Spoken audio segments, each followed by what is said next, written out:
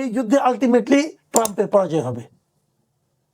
সেটা বলি কেন পরাজয় হবে, মানে ট্রাম্প আসলে কি চেয়েছে, যে ইরানের শাসন ক্ষমতার পরিবর্তন চেয়েছে। ইরানের শাসন ক্ষমতা খুব সহজে পরিবর্তন হবে না। ইরানের শাসন ক্ষমতা কেবল একজন ব্যক্তির নামে নাই। তারা ট্রাম্প মানে আমেরিকা যেভাবে এর আগে লিবিয়াতে সাফল্য দেখিয়েছিল, গাদ্দাফিকে সরাই দিয়েছে, গাদ্দাফির শাসন ব্যবস্থা চুরমার হয়ে গেছে।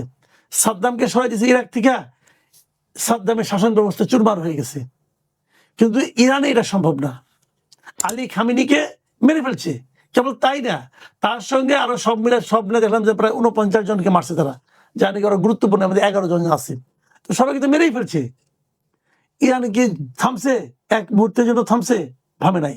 বরঞ্চ ইরান যে পাল্টা আক্রমণটা করতেছে, আমেরিকা তাদের গত কত বছরের ইতিহাস আমি জানি না এইভাবে পর্যদস্ত কখনো হয় না। কিভাবে পর্যদস্ত হয়েছে? বিভিন্ন জায়গায় তার ঘাঁটিগুলি আছে, ওই তারা ঘাঁটি লক্ষ্য করে মারছে। তো এটা কি আমেরিকার জন্য পরাজয় নয়? এটা আমেরিকার জন্য পরাজয়।